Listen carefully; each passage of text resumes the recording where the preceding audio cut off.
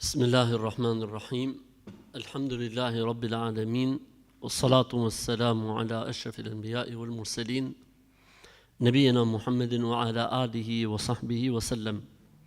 Me emrin e Allahut, të gjithë mëshirshmit, mëshiruesit, falenderojmë Allahun, Zotin e botrave.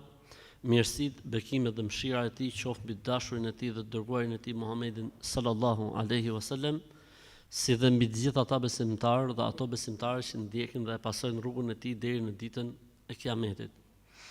Allahut i lutem të na dhurojë dije të dobishme, të na mundsojë vepra të mira, e sa të jemi gjallë, na furnizojë me furnizim të pastër dhe halal. Allahut i lutem që të na dhurojë dije të dobishme, e të jemi ndër ata të cilët dija ju bën dobi si në këtë botë edhe në botën tjetër. Allahut i lutem që dija që ne marrim dhe japim të jetë argument dhe dëshmi për ne ditën kur të takojmë Allahun. Allahut i lutem që të jemi ndër ata njerëz të cilët flasin me dituri dhe kanë guximin dhe trimnin që kur s'din thon nuk dim. Atëherë po filloj me pyetjet të cilat janë të rezervuara, nëse ka nga vëllezërit ndonjë pyetje mund të na thotë direkt. Nëse jemi në namazet me zë, si sabahu, akşam dhe jacia, kur imami thot surën El-Fatiha, a duhet që ne ta themi El-Fatihan mbas imamit? Kjo është një çështje faktikisht e trajtuar kurse disa herë dhe mendimet dhe opinionet e shkollave islame për këtë janë të ndryshme. Që mos t'ju lodhim me mendimet dhe opinionet, mendimi më i drejtë dhe më i saktë është që El-Fatihaja duhet lexuar edhe nëse imami lexon me zë. Po nëse dikush i përmbahet një shkollë juridike, X apo Y apo Z, nuk ka problem. Ama më e saktë është kjo, pse? Sepse në hadithin e saktë, para vdekjes pejgamberit sa vitet e fundit të jetës së tij, ka ndodhur kjo ngjarje. Transmeton Abu Huraira radhiyallahu anhu, me sa më men, sahabiu, thot një ditë pejgamberi sallallahu alajhi wasallam ka fal namazin e sabahut me xhamat. Dhe mbasi ka mbaruar namazin, ka thënë, më duket se lexoni Kur'an mbas meje. Kanë thonë sahabët, po. Çfarë e lexon ti, e lexojmë edhe ne. Pra, kur pejgamberi sa këtonte El-Fatihan, ata kënaqeshin El-Fatihan. Kur pejgamberi sa këtonte sure, ata kënaqeshin surën e njëjtë bashkë me pejgamberin sa njëkohësisht. Thanë, ne kënojmë Kur'an siç e kënon ti Kur'anin. Tha pejgamberi sa la taf'alu illa bi Fatihatil Kitab. Mos veproni më kështu, përveç se me El-Fatihan. Thot transmetuesi, fantahan nasu min al-qira'a. Njerëzit nuk lexuan më mbas kësaj. Dikush, njerëzit prej dietarëve flas. Fjalën dhe nuk lexuan më njerëzit mbas kësaj e ka komentuar, domethënë nuk lexuan më fare. Ky është një mendim. Dhe dikush thot nuk lexuan, domethënë El-Fatihan. Kush mund ta ndajë më mirë këtë muhabet? Më mirë këtë muhabet e ndan transmetuesi i ngjarjes. Abu Huraira, transmetuesi i ngjarjes, është pyetur më vonë, mas vdekjes pejgamberit sallallahu alajhi wasallam, si bëhet për El-Fatihan kur imami lexon. Ka thënë Abu Huraira, thot taqra biha fi nafsik. I ka thënë personi që e ka pyet, duhet të lexosh në veten tate ose ta lexosh në veten tate. Ai e ka pyet dhe herë. Po imami po lexon, pra është namaz me zë. Ai ka thonë iqra biha fi nafsik. Lexoje në veten tate, pra me zot ulët lexoje vet. E ka pyet për herë të tretë e Buhariu. I ka thonë Buhariu radhiyallahu anhu herën e tretë, iqra biha fi nafsika ya farisi. I ka thonë lexoje në veten tate o persian. Pra, kupton arabisht çfarë po them apo jo? Unë po flas arabisht, ti më thua veten ti, imami me zë. Pra, ja ka thënë 3 herë, kështu që kjo është inshallah më e qëndrueshmja. Kam prish agjërimin në muajin e Ramazanit me intimitet bashkëshortor, me bashkëshortin. Si ta shlyej këtë? E para gjë duhet më u pendu, sepse keni shkel shenjtërinë e ditëve të Ramazanit. E dyta gjë, duhet ta shpaguani këtë ditë duke e kompensuar me agjërim 60 ditë pa pushim. Siç thot populli kokrëm kokër, por pa pushim, që do të thotë nëse pushohet një ditë, fillon 60 nga fillimi. Si ti dhe bashkëshorti. Përjashtohen gratë që të kenë lejen e menstruacioneve. Pra, për shkak menstruacioneve mund ta shkëpusin 6 vjeçën.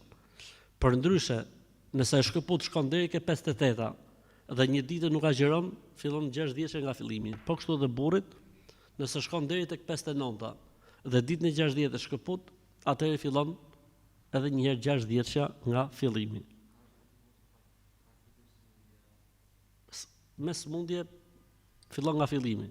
Vetëm arsyetimi i femrës që ka ato të përmuajshmet, ose vetëm nëse i qëllon Bajram. Ditë Bajrami që s'lejohet me agjëru, për shembull. Njeriu kur të vdes, a e dëgjon në varr derisa të shkojnë hapat e fundit? E muj unë për shembull me inimu atij personit kur të pyetet për 3 pyetjet e varrit, sa i thon na shkoi jeta tu kopju. Na shkoi jeta tu bo hile. Edhe në varr do me bo hile shqiptarët, elhamdulillah. Sepse është hadithi sakt që thot dhe i vdekmi dëgjon hapat e fundit njerëzit që largohen nga varri. Por kjo nuk do të thotë që mund të flasësh me të, mund të komunikosh.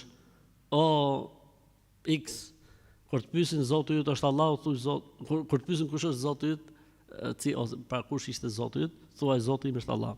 Nuk shkon kjo punë, njeriu është peng i veprave të tij, përveç njerëzve të devotshëm që Zoti i mbulon me mëshirën e tij dhe me mirësitë e tij. Kështu që nuk funksionon kjo gjëja, nuk funksionon. Pra nuk kemi ne një transmetim të saktë që pejgamberi sallallahu alajhi wasallam që e ka thonë këtë hadithin që i vdekur i dëgjon edhe hapat e fundit, të ketë nejt aty në kokë dhe të ketë thonë fëmijëve të vet kur i kanë ndruar jetë, gocave të veta kur i kanë ndruar jetë, shokëve të tij të ngushtë kur kanë ndruar jetë, t'ju tregoj se si duhet përgjigjen. Nuk ka argument për këtë gjë.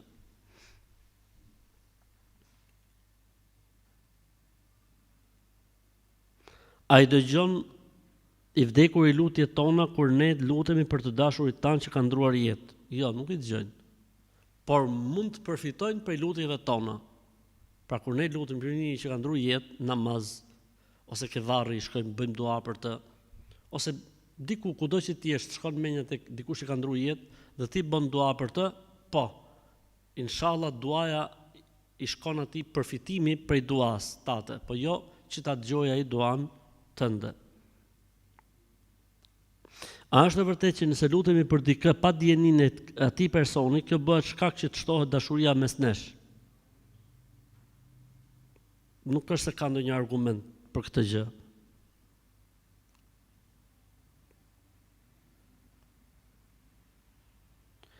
Si mund ta kuptoj që kam magji në shtëpi, se s'po na ecën asnjë gjë në shtëpinë tonë. Sa herë bëhemi gati të nisim diçka, nuk na ecën dhe më njëherë prishet.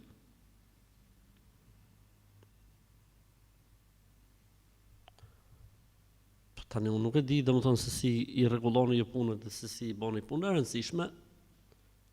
Duhet me fal namaz në shtëpi, duhet me lexu Kur'an, duhet me largu haramet ndoshta që mund të bëhen sebeb që mos futet me lajket. Po pse jo edhe me u kënu si familje? Ndoshta mund të jetë në mësysh, mund të jetë në magji, edhe me u kënu si familje, nuk është se përbën ndonjë problem. A është e vërtetë që kur kënon kukuvajka e merr një person të shtëpisë me vete? Po pra, e merr me aeroplan, i pret biletën. I pret kukuvajka biletën atij që njonit nga antarët e shtëpisë. Dhe në pralla nuk ka për këto asnjë lloj argumenti. Jo, po ka ndodhur herë për shembull kur ka kënu kuvaj vdiq, po ka ndodhur më herë. Ajo hera tani do të bëhet legjend, do të bëhet ligj, do të bëhet rregull, do të bëhet stres për gjithë botën deri në ditën e Kiametit. A është e vërtetë se një shpirt rimishërohet, pra ka jetuar një kohë tjetër dhe pastaj rikthehet prapë në këtë botë? Se kështu pa të dëgjuar një nga këta të vjetrit që e thoshte këtë gjë, se vjen prapë shpirti. Legjenda pagane indiane. Ne në Islam nuk e njohim teorinë e rimishërimit. Tek ne në Islam shpirti o shkon në xhenet edhe pret atje ditën e Kiametit, o shkon në xhenem dhe pret atje ditën e Kiametit. Ruhet në xhenet ose në xhenem, ndërsa përjetimet i ka në varr. Përjetimet i ka në varr, ndërsa si trup ruhet në xhenet ose në xhenem. Thot Zoti në Kur'an: Kella inna kitabal fujjari lafi sijjin. Sijjin është një pllak thot në xhenem ku nën të rrin shpirtrat e jo besimtarëve. Kella inna kitabal abrari lafi illijin. Shpirtrat e besimtarëve janë në illijin, pra në gradat e larta të xhenetit të ruhen, siç është transmetuar në Sahihun e Buhariut se shpirtrat e besimtarëve janë në xhenet shëtisin, ose hadith tjetër që thot në gushat e zogjve jeshil në xhenet. Pra janë në xhenet. Ndryshe nga shpirtrat e dëshmorëve që përfitojnë nga mirësitë dhe begatitë e xhenetit, shpirtrat e njerëzve besimtar thjesht ruhen në xhenet. A është haram nëse ka një produkt që duam ta konsumojmë alkool, po pa përqindje? Alkooli në produkte ka disa situata. Për shembull, është në disa preparate mjekësore, ilaçe, që nuk ndodh ndryshe tretja e preparatit origjinal vetëm se nëpërmjet alkoolit. Ndodhet në disa ilaçe të tjera, po që nuk ka zëvendësues. Mund të ketë zëvendësues, por nuk e ka efektin si alkooli në tretjen e gjës bazike që nevojitet për këtë smundje. Rasti i dytë, në të dyja këto raste lejohen. Rasti i tretë, nëse përdoret në produkte ushqimore. Nëse përdoret në produkte ushqimore ka dy situata. Përdoret produkte ushqimore dhe gatuhet dhe pra me kuptimin transformohet, këtu është halal, nuk ka problem.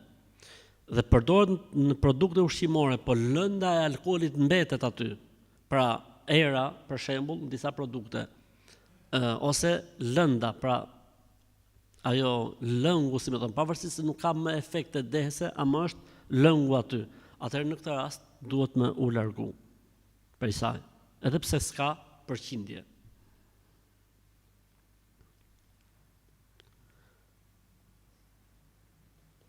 Kemi pas një debat me shoqet tona, njëra prej tyre thotë se kur të vdesi prindi 40 ditë nuk duhet të kesh marrëdhënie seksuale me bashkëshortin se prishet zia. Nga i gjenë, po çfarë të bëjë 40 ditë për shembull? Çfarë të bëjë 40 ditë? Ej Zoti i madh, na gjet me këta njerëz. Po burri për shembull çfarë i ka mirë, kësaj i ka vdek baba për shembull. Po burri i saj çfarë faj ka? I ka vdek vjerri, i ka vdek babgjyshi, si thoni në Kosovë, babgjysh, bablogu, babgjyshi. Ja, nuk ekziston kjo gjë. Madje në Islam, zia për burrin është 4 muaj e 10 ditë, ndërsa për njerëzit e tjerë përveç burrit është 3 ditë. Po në rastin e njerëzve të tjerë përveç burrit, kjo zia 3 ditë nuk nënkupton që mos të ketë marrëdhënie intime bashkëshortore. A është e vërtetë që nëse e shef, kështu ka thonë, shef do të thonë shikon. Nëse e shef një mitë të ngordhur në rrugë, duhet të kapin fijet e flokëve, se përndryshe nëse nuk i kapin fijet e flokut, tona thonë se do të na binë flokët. Edhe këtë e dëgjuam, elhamdulillah, nuk na e merrte mendja se do të shkojte çmenduria deri në këtë shkallë. Çmenduria. Te i Zoti më dhe elhamdulillah.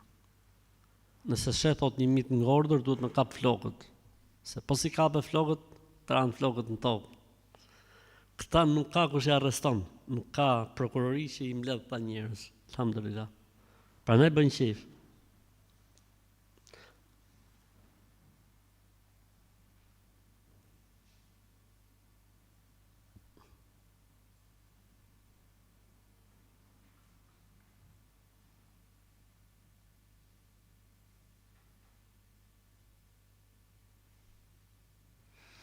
Si mund të kishim disa vëllezërit tanë të cilët kanë kohë që falen, mirë po rrin mas ezanit jashtë xhamis dhe pastaj kur thirret ikameti vin, ju humb tekbiri fillestar, ndoshta edhe rekati i parë.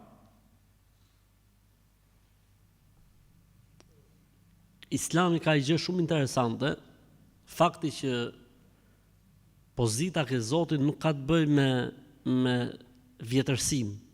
Mund të jetë dikush në fillimet e tij të fesë dhe të besimit, edhe i kap gjërat aq mirë, i përmbahet gjërave aq mirë, saqë ecën shumë më mirë se sa dikush tjetër që mund të ketë një kohë të gjatë, edhe si puna këtyre zotnive që rrinë ke oborri, ndoshta ik tekbiri fillestar apo ik edhe rekati. Tekbiri fillestar është shumë i rëndësishëm. Kush e fal me imamin, me xhamat 40 ditë, 5 vaktet, me tekbirin fillestar, pra thot imami Allahu Ekber, direkt, mas rës se imamit aja e xhamatit, thot këtij njeriu i jepen dy garanci. Garancia se nuk është për hipokritëve dhe garancia se është i çliruar një herë për gjithmonë nga regjistrat e xhenemit. Për këtë arsye kanë diskutuar dietarët e Islamit nëse jam duke fal sunetet e një namazi dhe thirret ikameti. Dikush thot kputet ikameti që mos të humbi tekbiri fillestar. Dhe dikush thotë të plotësohet dhe e kap mrapa. Dhe më saktë kush është shifet.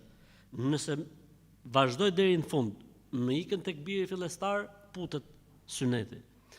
E nëse unë arrita kap tekbirin fillestar, atëherë e vazhdoj sunetin derisa ta mbaroj. Për shembull, është duke u thirrë ikameti dhe unë jam sejdë dytë të sunetit.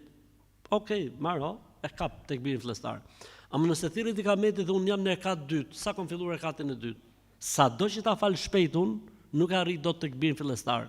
Atëherë në këtë rast kputet suneti edhe lidhe me imamin.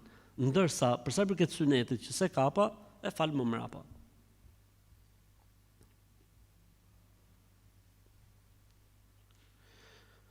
Babai më ka ndruar jetë prej pak kohësh, kam vetëm nënën, por kam filluar të kem debate me nusen pas e ajo më thotë që je shumë i dhënë pas familjes tënde dhe kërkon që të dalim vete për të pasur më shumë përparësi dhe të mos jetojmë me nënën time. I dua shumë të dyja dhe jam vendosur në një pozitë shumë të vështirë. Dua që nusja të jetë e lumtur, por nuk dua as ta lë nënën time vetëm pasi më duket se kur po e braktis. Në syrin tim bashkëtesa mes të treve nuk do të kishte asnjë problem, të njëjtën gjë mendon edhe nëna ime. Mirë, po është nusja kundër.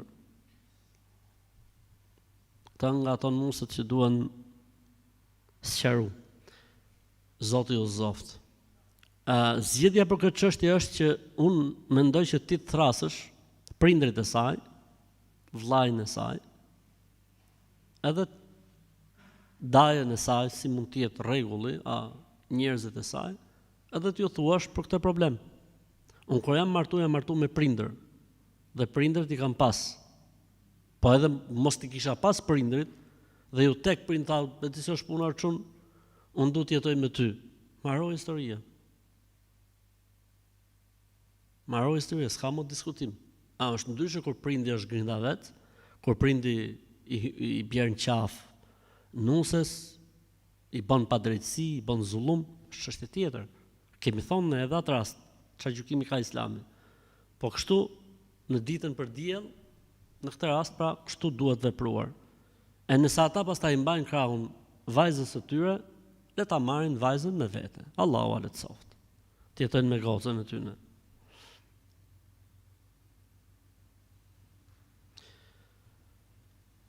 Jam në pozicionin hoxh, por më është bërë një pyetje, po nuk di t'i përgjigjem. Hajde ta shohim. Një motër, prindrit duan ta martojnë me një burr që ajo nuk e do. Ajo ka thënë atyre se nuk e do, mirë pa ata këmbgulin. Ai gjithashtu ka thënë atyre se dëshiron dikë tjetër, por prindrit nuk e marrin parasysh dëshirën e saj. Tani ajo nuk di çfarë të bëjë, është 27 vjeç dhe nuk ka qenë kurrë e martuar. Kishte gjykat sheriati, ishte zgjidh muhabeti. Do më thonë, shkoj të goca ke kadiu, edhe e martoj të kadiu me këtë don goca. Po si mund ta martosh fëmin me një ish nuk e don? Si mund ta martosh? Kjo është e pa imagjinueshme faktikisht. Është situatë shumë e çuditshme, e rëndësishme. Në sheriat, në fenë islame ka një gjë, domethënë, që është kur prindi ose kujdestari del nga kujdestaria. Në momentin që do ta martojë gocën me njëri që nuk e don, pa dhënë asnjë fakt dhe argument, se nuk e di, nuk mund të ketë fakt dhe argument, Zoti më fal, çfarë fakti mund të ketë? Martohesh me filonin. Nuk e du, nuk ndjej gjë për të. Jo, po do të martohesh, se e dim ne këtë punë. Pa s'ka sens, edhe në sheriat, edhe në ligjin islam, çfarë ndodh? Thot, i bie kujdestaria prindit, ose vllajit, ose xhaxhait, ose gjyshit, kushdo që mund ta ketë kujdestarinë. Ku kalon kujdestaria? Kalon kujdestaria tek gjykatësi, kadiu. Po nëse nuk ka kadi, tek myftiu. Po nëse nuk ka myfti që merret me këto punë, ketë guxim për të marrë me këto punë, atëherë tek imami i xhamis ku falet goca. E merr ai përgjegjësinë. Po nëse imami s'ka shpatlla me majt këtë muhabet, atëherë gjehet një imam tjetër, nuk ka problem, që e merr përsipër këtë lloj situate. Ose ka një dhe zgjidhje tjetër, prap halal, që është gjehet një imam i medhhebit Hanefi, që nuk e kanë kusht kujdestarin. Pra në medhhebin Hanefi, nëse shkon një çun dhe i gocë tek imami, me dy dëshmitarë dhe duan të martohen, ai e bën nikahun dhe nuk pyet fare për prindin, sepse në medhhebin Hanefi nuk është kusht kujdestari. Dhe në raste të tilla veprohet kështu, nuk ka asnjë lloj problemi fetarisht. Po edhe në medhhebet e tjera, për shembull, po të vitet tek unë do ja bëjsha nikahun pa pyet askënd. Nëse situata është e tillë. Nëse situata është e tillë, nuk merret në kujdestari prindi më, e humb kujdestarinë. A është e vërtetë që duhet ta ndalim namazin 20 minuta para se të hyjë namazi tjetër? Jo, nuk është e vërtetë. Namazi farz duhet fal brenda kohës në çdo mundësi që mundet. Dhe nuk ka një minutazh përpara. I dërguari Allahu sallallahu alaihi wasallam ka thënë: "Men adraka rak'atan qabla tulu'i ash-shamsi faqad adraka as-salah, wa man adraka rak'atan qabla ghurubi ash-shamsi faqad adraka as-salah." Kush arrin qoftë edhe një rekat para lindjes diellit, e ka arrit namazin e sabahut. Kush arrin qoftë edhe një rekat para perëndimit diellit, e ka arrit namazin e ikindis. I bjerë që gjysma e namazit të falej kur duke lind dielli. I bjerë që 3 rekate të falen duke perëndu dielli. Pra ka përjashtim. Farzi është duhet fal në kohë. Ka thënë Zoti në Kur'an: "Inna salata kanat 'alal mu'minina kitaban mawquta." Namazi është bërë obligim për besimtarët në kohë fikse, pra në kohë të përcaktuar, në kohë të limituar, pra nuk mund të jetë. Kështu që ky 20 minutë nuk është i vërtetë. Si duhet ta fal xhuman kur e kam kapur xhamatin në rekatin e dytë mbas rukus? A duhet ta fal 2 rekate ashtu si imami, apo do ta fal më shumë? Këtu ka 2 mendime faktikisht, një mendim që nuk është fort i mbështetur, dhe mendimi i dytë që thot falet drek 4 rekate. Pra nëse unë vi dhe kap xhuman mbas rukus së rekatit të dytë, nuk e fal më 2 rekat sa që është xhumaja, po e fal 4 rekat drek. E fal drek.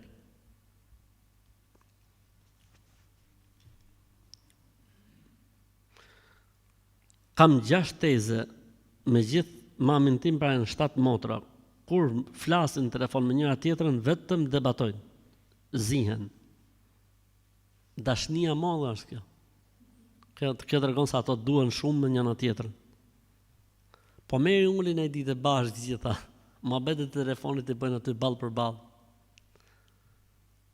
Merri knoj, merri gjitha çoj ke hoxhat, i knoj hoxhat, ti fry. Se nuk është çudi të jetë edhe në mësysh. A lejohet të jetë fjetja në bark, sepse me aq sa kam lexuar shejtani flen në bark. Dhe ky pozicion është i ndaluar sipas fesë islame. Nuk është e mirë, nuk është e pëlqyeshme që të flejë njeriu me bark. S'është e mirë, ka thënë, ka një hadith që thotë, kështu shtrihen banorët e xhenemit. Po shejtani apo bën ai gjë shejtani, këto janë mohabete koti. Kam pasur një operacion dhe e kam një cev aty ku kullon gjak. a mundem më u fal në kësi raste, duhet më u fal patjetër, edhe pse kullon gjak, edhe pse del urina, edhe pse del urina e holl apo urina e trash apo gjaku apo qelb, s'ka lidhje fare. Namazi nuk bie nga muslimani vetëm po vdiq, ose po qen gjum, ose po harroj, ose gratë po qen me ato të vetat. Përndryshe duhet më u fal gjithmonë, edhe pse është situatë e tillë, edhe pse është situatë e tillë.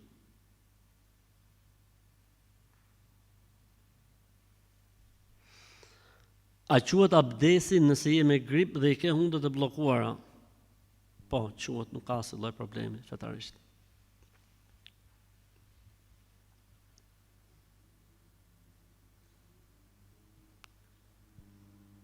A është e vërtet që për ta kuptuar se fëmia ka mësysh, marrim prush dhe një tas me ujë dhe e hedhim nga një copë prushi të vogël që është djegur, dhe kur e hedhim në ujë themi emrin e të afërmve me radhë. Nëse fundoset tregon që fëmia ka marrë mësysh ky person, e nëse qëndron mbi ujë do të thotë se ky person nuk ka marrë mësysh. Nine. Jo, s'ka argument për këtë gjë. A lejohet martesa pa miratimin e familjes, sidomos të babit që nuk është praktikues hiç i fesë islame dhe kundërshton sepse familja e djalit janë besimtar, ndërsa në familjen time vetëm unë dhe mami e praktikojmë.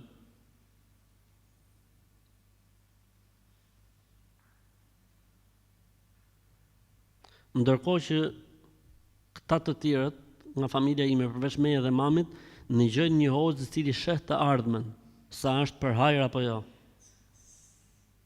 Zoti i madh, alhamdulillah. Edhe hoxhë dhe fallxhor në të njëjtën kohë.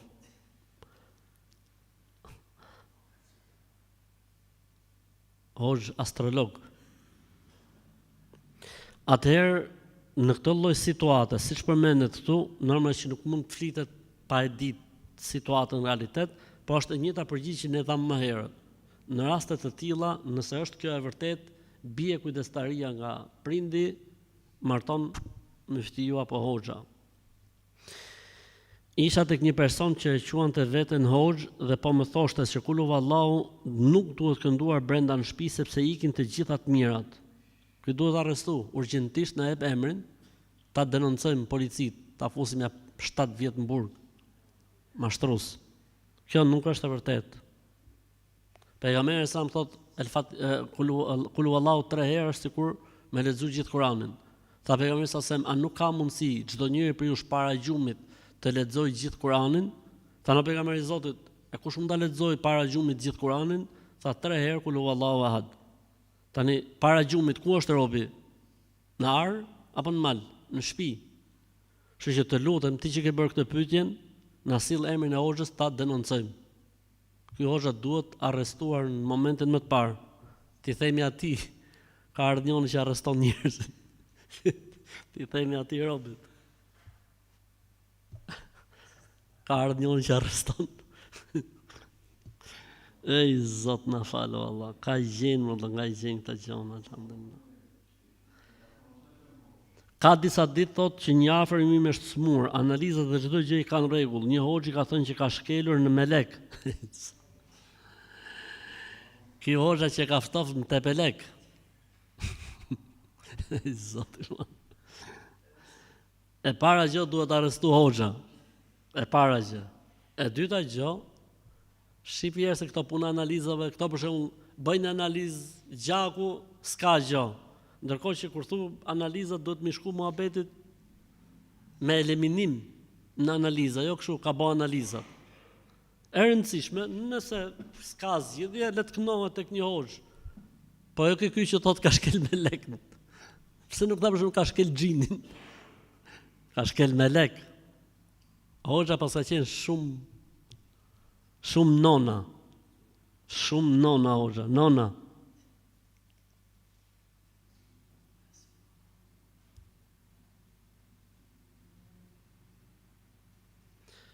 O hoxh thot, një pyetje kam unë, hajde, çfarë mendimi ke për këta hoxhat që bëjnë përçarje me ç, përçarje mes shqiptarëve? Mos i ngjo. thjesht fare, merru me këto të tjerë. Çfarë të bëj, thotë, se burri im më gënjen shumë, është mashtrues për çdo gjë, nuk ndryshon. O duro, o hik. O duro, se sprov, a e ka kuptuar që të mashtron për çdo gjë, mos i beso për asnjë gjë. Edhe jeta vazhdon. Ose mund të ikësh në shtëpinë tate, fol me prindërit e tuaj, që kështu është situata, merr prindërit e tuaj, merr prindërit e atij, veja si kusht që mos të mashtrohet etj. Nëse vazhdon, pastaj ti ke drejt. Nëse kërkon divorcin, është e drejta jote. Nëse duron, Allahu ta shpërblet. Përshëndetje, thot, a është haram në fenë islame të martohesh me një burr që ka disa gra të tjera? Vallahi haram nuk është. Haram nuk është. Me që Zotnia pas ka provoj inshallah të ecën marr. Haram nuk është. Gjunoft nuk e të bo. Allahu ta lehtësoft.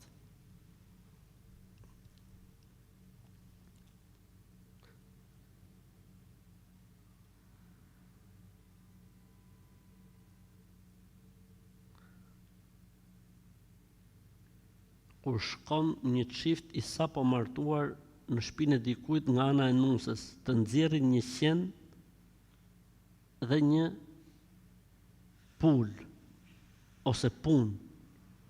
Çfarë mund të jetë kjo? Vallahi nuk e di. Të shmendurit janë shtuar shumë. Nuk e di. Janë shtuar shumë. Kanë një proverb arab thon el jununu funun. El jununu funun. Çmenduria është art në vete. Lloj-llojesh. Lloj-lloj çfarë quhen këto? Lloj-lloj klasifikimesh, lloj-lloj ndarjesh.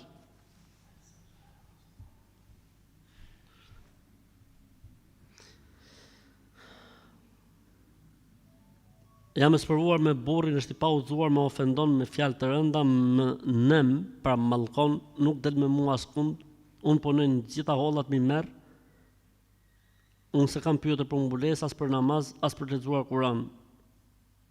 Ne kemi 4 fëmijë, fëmijët më largon nga namazi dhe leximi i Kuranit, dhe më thot, sa të rritën këta 2 fëmijë të vegjël, do të ndahem nga ti. Këto kohëve të fundit jam larguar nga shtratë dhe nuk i përgjigjem, desha të them ai hyn hak. Allahu ta lehtësoft. Inshallah kjo pyetje ju shërben motrave muslimane që kërkojnë burra me para, burra me nga knej, anej, knej gjithanej, urdhna. Shembulli. Fadhfar bidhati dini teri bet jedak. Shif njeriu besimtar. Shif atë që ka besim. E fut veten sprov. Vallahi bilaj ka shumë pyetje të tilla që vijnë. Se s'ka pa fen dhe besimin, ka pa paran, ka pa qefin, ka pa pamjen, edhe s'ka pa si gjë tjetër. Pastaj i del muzat, muhabeti. Po smlendje, po falje, po namaz. Po këto muhabete t'ishte bo martesa tamam, ishin bo gjitha këto muhabete në fillim. Unë jam kjo që jam, 1, 2, 3, 4, 5. Unë me ty, Zotni, nuk mund të martohem pa pranu islamin, pa u bo muslimon, pa e von ballin sejdë, të paktën për ditë xhumaje, të paktën me agjëru Ramazanin. Ç'është kjo punë kështu? Edhe ndodhen tilla situata. E rëndësishme në hak nuk i hyn, po puna është duhet me qetë zgjidhje për këtë lloj situate. Nëse dikush na ka dhënë lek borxh dhe ne ja kthejmë lekët, por që janë fituar në lokal, lekët e kthimit të borxhit janë fituar kushit. Nëse dikush na ka dhënë lek borxh dhe ne ja kthejmë lekët, okay, por që janë fituar në lokal, lekët e kthimit të borxhit janë fituar kushit alkool e haram. A ka problem ai që po i kthehet borxhi? Ai nuk ka problem, është në rregull, ai të mori lekët e veta. Kurse gjinofin e keni ju që merrni me alkool. Ai është në rregull. Si tha njoni, tha, unë nuk harroj këtë. Problem borxhi. Dgjot ose kështu si po flet ti, tha, jetu mbo, tha, me shku në bank me mor kredi. Shkora tash merr. E zot laj borxhin, duhet mu si ku i gje lekët ti. Laj borxhin aty. Gjahil, kërcenim, se kështu si shpo thu ti, jetëm detyru më shku në bankë. Pra ke fajdja. E kush u bo sebeb ti, pra u bo në sebeb, i kërë gjahil, ignorant.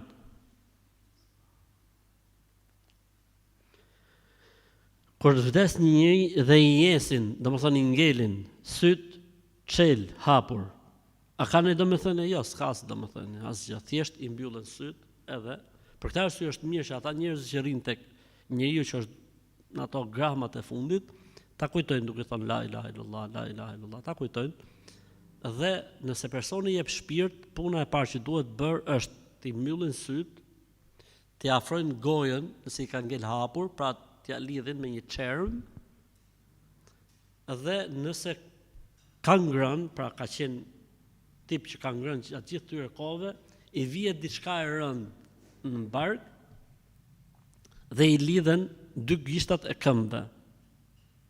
Derisa të ngrihet trupi dhe të jetë në këtë formë, kanë thënë dietarët sepse qenia e njeriu me sy hap mas vdekjes nuk është etike për të vdekurin.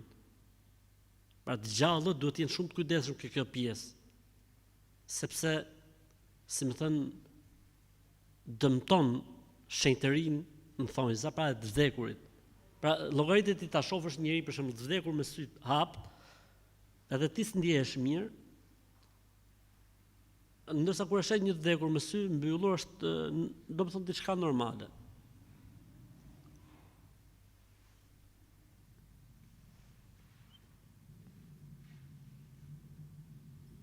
A është e vërtet që scudeto më u ngret kur të vinë njerëzit në shtëpi? Çfarë do thotë kjo scudeto? Kush din italisht? Scudeto. SCUDETTO shkruaj. Pse ka shkruar italisht ky? Italisht është? A është e vërtet thotë që s'bën më urçu kur të vinë njerëzit në shtëpi? Po si t'ja bësh për shembull? Vjen miku, mirë se erdhe mik. S'ka kush e arreston, valla, s'ka kush i fut në burg për Zotin. Thonë nuk ka kush i fut në burg, pasha Allah. Jo, po është një hadith që kush dësh, po çfarë lidhje ka hadithi me mikun, me mysafirin, me njeriu kur vjen në shtëpi, ose kur futesh dikush ti e ulet dhe futet dikush dhe ti çosh për ta nderuar, për ta respektuar. Im shoq është 40 e sa vjeç, nuk po e përmend moshën fiks, që mos t'i përtasi, thotë pse ke bë pyetje hoxhës. Dhe nuk ngrihet në kom kur vinë njerëz shtëpi, opa, njëti rast më duket se ka. Unë zihem me të dhe i them që është respekti jot për vllajën tatë dhe për motrën tatë dhe për nonën tatë, më thotë nuk është e lejueshme. E ke gabim, o të falë Allahu, e ke gabim, qohën kom, neroj, respektoj, përshëndeti, përqafoj, të vjen nona, të vjen baba, të vjen vllai, të vjen motra. Pejgamberi alayhis salam, dhe kush ishte pejgamberi alayhis salam, kur vinte Fatimja, qohën kom, me puthte, përqafonte, fëmia vet, goca vet, pjella vet. Jo mo me vllajën, me motrën, me nonën, me babën. Pyesni, në Islam duhet me pyet, jo çdo gjë kuptohet kur e lexoj hadith. Ora pyetësi është puna, a ka përjashtim, a është hadith në fuqi, a është fuqizuar, po pyet robi më burr. Ne për çfarë paguhemi këtu? Për këtë punë për paguhemi. Ej Zoti i madh, alhamdulillah.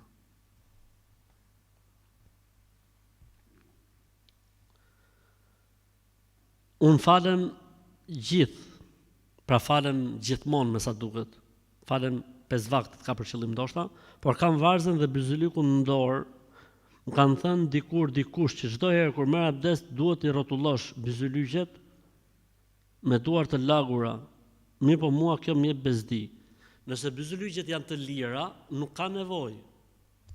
Nëse janë nga këto që janë kështu klap, që sfutet ujë, e kur e heq mas i muj është bërë plur i bardh mrena, është bërë kështu sikur me pas zvulos, atëherë ajo duhet lëviz. Ama nëse është diçka e lirë, stresi zero, nuk ka asnjë problemi. A kanë të drejtë prindrit të ndajnë një çift nëse ata duhen me të vërtet, nëse prindrit bëhen shkak që një çift të ndahen, kanë fituar mallkimin e Zotit. I dërguari i Allahut sallallahu alaihi wasallam ka thënë një gjë të tillë: kush e ndan një çift, fiton mallkimin e Allahut. Nuk ka gjë më të rëndë tek Allahu se sa një i tretë, kushdo qoftë, prindi, vllai, motra, kunati, kushdo qoftë. Nëse bëhet sebeb në ndarje një prindi, fiton mallkimin e Zotit. Allahu na ruaj. Isha dje në vdekje të xhaxhait të burrit dhe kur ikëm më dhan ujë dhe kola dhe moll me vete, po më than të tjerët që nuk bën të marrësh gjëra nga mortja. Ai hongërt mortja këto që ta kanë thonë ty këtë llafe. I hongërt mortja, i hongërt. I shkofshin mbrapa këtij të shkretit. Po çfarë lidhje ka kjo punë valla? Ku i gjeni këto gjëra valla? S'bën thot me hongër gjëra që ti kanë dhënë atje ku ke qenë ke mortja, se pa i hongre. Pa i hongre. Ej Zoti i madh, alhamdulillah.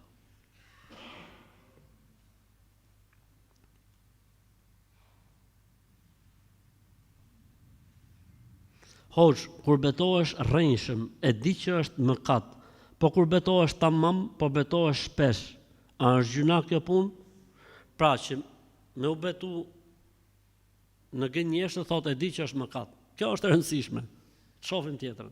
Po nëse betohesh shpesh, a është gjuna i madh thotë, këtu ka thonë gjuna i madh. Jo i madh, po i madh me dh. Jo, nuk është gjuna i madh, po nuk është mirë. Nuk është mirë njeriu mu betu shpesh, edhe pse thot vërtetën. S'ka pse, vallahi, nuk ka pse. Kupton thot për Allah s'po gënjej, po them të vërtetën. Më që ka betu dhe mund pyetje. Kupton thot për Allah thot s'po gënjej, po them të vërtetën. Po të pyes kur betohesh në Allah shpesh, a është e vërtet? Je i madh për Zotin, Allahu trujt. Je një shfare. Nuk ka gjë, ti e paske kështu, e paske natyrshme, kështu që për ty s'ka problem inshallah. Por nuk është mirë me u betu shpesh edhe pse betohesh me të vërtetë. Jam në një hall shumë të madh thot, kam bërë një nikah tek ju para kaq vitesh. Dhe jemi ndarë tani thot, Zoti na ruaj. Unë kam shkuar tek prindërit e mi, mirë po ai nuk e pranon ndarjen. A duhet bërë patjetër ndarja tek ju ku kemi bërë nikahun? Apo jo? Jo, mërë, a jeni nda. Hajër, inshallah Zoti ja lehtësoft, Zoti ju thon të hajër. Ka ca burra që thonë s'ta jep ndarjen. Kush je ti që se jep ndarjen? Si e Zoti? Jeni nda, pavarësisht gruaja po e kërkon me drejt apo pa drejt. Ti nuk mund të marrësh peng dikë tjetër. Okej, ka një hadith që thotë ajo grua që e kërkon divorcin pa të drejt, nuk e nin erën e xhenet. Okej, po e kërkoj valla. Si ta marrësh me zor? Jo s'ta japun, po kush je ti valla? Se jep ti jep gjykatësi. Kadiu. Nuk ka kadia jep muftiu. Nuk ka muftia jep imami. Nuk ekzistojnë këto, po keni bën letra, e të fut letrat në gjykat, nda me gjykat. Thujtis, je gruaja ime ala. Ka ti pa till, diun ti pa till. Jo thot unë s'kam das të bën as më martuat. Po, mirë. Aty ma e gishtin, ka e vrima.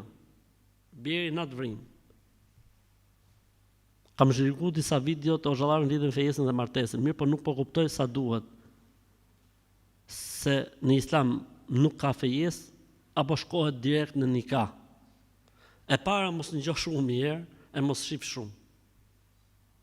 Shif njonin që ti merr fen prej tij, që e takon ke mundësi me komuniku me të etj, kjo është më e mira. Edhe pyete si është puna që është tek. Islami e njeh fejesën. Njeh nikahun, njeh dhe dasmën. Fejesa do thot dakordësimi i parë. Pra për 1.348.000 arsye ke arrit të shofësh i gozë dhe të ka pëlqy. Ta ka thonë dikush, të ka njoft dikush, e rëndësishme, të ka pëlqy. Dhe çon haber. Dhe përgjigjja vjen pozitive. Po. Jemi dakord, pra me kuptimin që të vazhdoj ky mohabet. Kjo quhet islam. Kjo quhet fejes. Pra kështu quhesh i fejum. Në momentin që situata kalon në familjare, pra ti shkon, kërkon, ka prezent njerëz, mlidhen njerëz, ndahen dhuratat, merren dhuratat, çohen gjonat, vinë gjonat, pijen kafet, ndrohen kafet, zbatohen ca tradita kështu, vinë ato lejnë në i lek, shkojnë këto lejnë në i lek. Kjo faktikisht e ka fuqinë e nikahut. Sepse është morë miratimi, ka marru historia. Po nëse shkohet tek hoxha dhe bëhet një nikah, okay, shumë mirë. Pra shkohet dhe ke hoxha flet ca këshilla, ca porosi, i pyet e ku dëgjon etj. Kjo është më e mira. Amon nëse bëhet siç bëhet në traditën shqiptare për shembull, flas këtu në Shqipërinë londineze, këtë të 1913 si jemi ne tani, këtu e bëjnë kështu. Bin dakord në fillim, pastaj kur bin dakord në fillim, takohen një herë, shifen prindrit me çupën ose me cullin, edhe kur shifen këto, pastaj kalojnë fazë 2 që është me pi kafet. Pin kafet, pastaj fillojnë ndrojnë nishonet, dhuratat e gjonat. Do të thotë, cili është qëllimi për nikahut në Islam? Qëllimi për nikahut është goca të jetë dakord, çuni të jetë dakord, prindit të jetë dakord. Tani kur ndrohen nishonet, nuk e di janë bëhen më këto gjona, po unë për shembull ke fëmijët e mi i kom bë, ke 2 të parët, i kemi ndruar nishonet. Në momentin që ndrohen nishonet, do të thotë që është dhënë dakordësia edhe e prindërve. Kështu që të qoftë halal, po u bën ndrimi nishone, po pin kafet, bismillah. Tani, është mirë me bën nikahun se hoxha thotë ca gjona, ca këshilla që ti kenë trinit në mendet porosi, okay, kjo është më e mira që mund të bëhet. Ka pastaj edhe dasëm. Se mund bëhet nikahu sot, po çifti janë të dy në shkollë për shembull. Atëherë bëhet nikahu që këto të flasin me njëri tjetrin, të cërojnë me njëri tjetrin, të komunikojnë me njëri tjetrin, të bëjnë alo me njëri tjetrin, të pinë kafe me njëri tjetrin, të hajnë akullore me njëri tjetrin, po të japin në drek dhe në dark njëri tjetrit, të jenë halal, mos të jenë haram, dhe pastaj vjen dasma me tupana. Gratë, do më thonë, kanë drejt i binë dajre, se t'i binë daullë. Se burrat në vete, knojnë i lahi, e kështu muhabetesh dhe sa të marrë historia. Okej. Pra i njeh Islami edhe fejesën, edhe nikahun, edhe po mund bëhet qysh ditën e parë, qysh në fejes, ditën e parë thot atë vrimson tani, hajde në bismillah. Ka njerëz që i mbyllin për i ditë gjitha, tak, hec tjetri. Po ka njerëz që i bëjnë kështu me gradacion. A mund të ketë distancë kohore? Mund të ketë, s'ka asnjë problemi. A lejo të vonohet nikahu për shembull derisa të marrësh fakultetin? Jo, vallai, nikahun mos e vono. Se aty los shejtani pastaj. Po që dashnia, po që ajo, okay i parë, urgjentisht boni nikahun. Se i bjerë me majt kontakte në haram. Kontaktin haram nuk lejohet. Atëherë bëhet nikahu, edhe bjetë ndakord që dasmën do ta bëjmë mas fakultetit. Për shembull, ta ketë fakultetin e mjekësisë ai shkreti, dhe fakulteti zgjat 6 vjet faza e parë, 3 vjet specializimi, 9 vjet i bjerë me i ra flokët derisa të bëjë dasmën. E rëndësishme. Kështu që nuk ka problem pastaj dasmën, se kur lihet nuk ka problem. Alhamdulillah.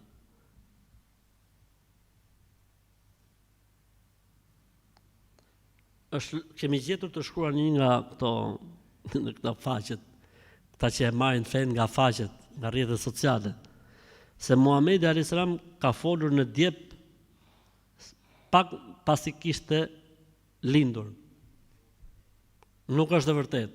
Nuk është pejgamberi alayhis salam tek ata njerëz apo pejgamber që kanë folur në Djep. Nuk është e saktë. Edhe pse mund të jetë nëpër libra e shkruar, po jo çdo gjë që është e shkruar nëpër libra është e saktë.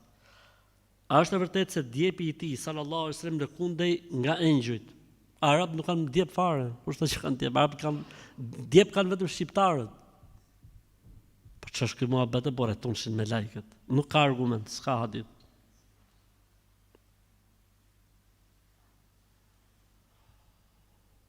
A është e vërtetë se mbasi ka prerë gjirin, nëna e tij nga gjiri, e dëgjova duke thënë Allahu Ekber kebira, walhamdulillahi ketira, wa subhanallahi bukratan wa asila. Ja po wa aqimi salah.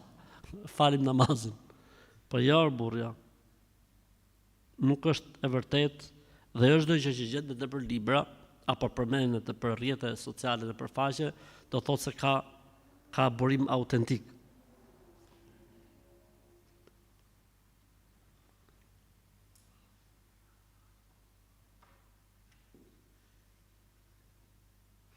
A mund ta bashkoj femra me burrin këmbën në namaz? Jo. Edhe pse është nusja jote, nuk bën. Nusja falet mbrapa. Nusja falet mbrapa dhe nuk falet ngjit me burrin e saj.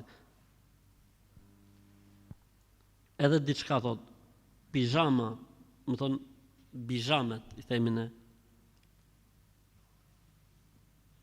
A mund falet me pijama? Jo, femra duhet mbulohet tamam, duhet veshi një fustan, duhet veshi i fund, nuk mund falet me pijame.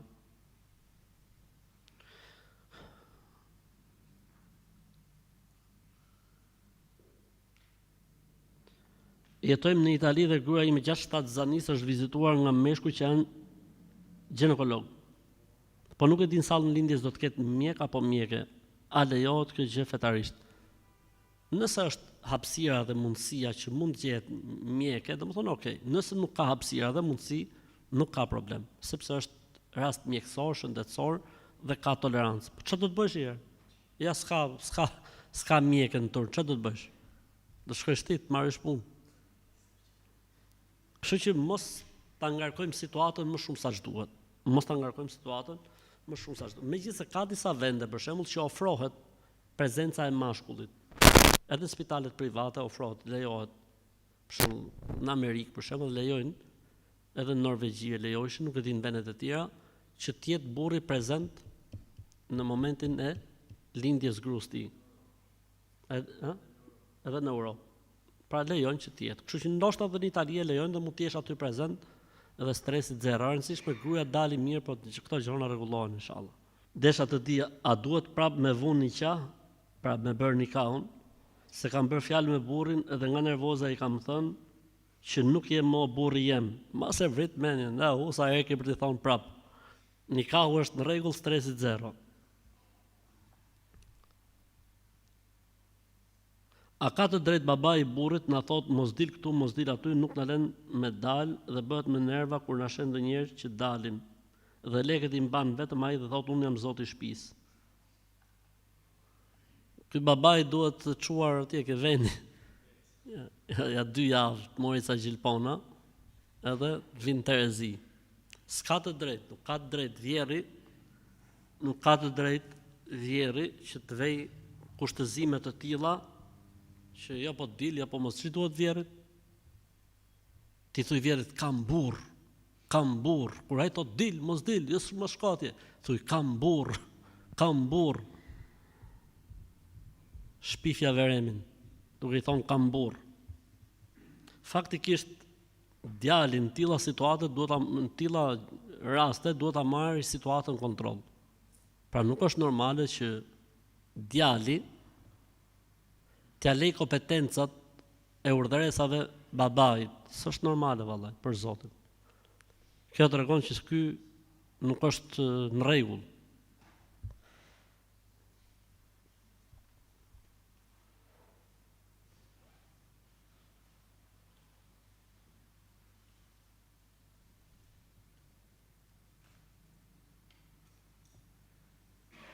Më ka ndruar jetë një afërmi im në vitin 2020 dhe akoma dheu nuk i ka rënë si ditën që e kemi varrosur. A do thot gjë? S'do thot asgjë. S'ka lidhje fare. Mos u stresoni. Nëna jeme është 70 vjeç dhe kur falet i haron rekatet. Më vonë im teke thot ai fala 4, ajo. Dhe më thot pyete hoxhën, a është keq? Nuk është keq, inshallah, ty Zotit shpërbleft, Allahu të nderoft. Mirë është që nonës të jepni palë të spi, për këto namazet 4 rekatëshe dhe 3 rekatëshe, që për çdo rekat që të falit tërheqi një kokër të spiu. Edhe, kështu ta bëj inshallah. Allahu e ruajt ai dhon të ymër, ai dhon të shnet nonës. Nëse e fal gabimisht namazin sabahut 1 muaj rresht, pra para kohë, pa e ditur që po bën gabim, s'ke gjuna, ama namazi duhet përsëritur prap. Si e përsërit? Çdo ditë që fal sabahun, e fal edhe një sabat kaluar derisa të shlysh të gjitha sabahet. Si jemi në kohën e 10 minutë. Okej. Kam parë në ëndër se kur kisha lindur një vajzë dhe një person më thotë që do i çosh këtë emër, që të them unë. Mirë po burri im do një emër tjetër për këtë fëmijë. A të dëgjojmë ëndrën apo të dëgjojmë burrin? Dëgjoj burrin, ëndrën shumëzohet me 0. Kështu që mos merrni udhëzim nga ëndrat për emrat e fëmijëve, edhe nëse mund duken emrat interesant. Emrin ja vën fëmijës prindis si të ketë dëshira ai dhe jo me udhëzime nga ëndrat.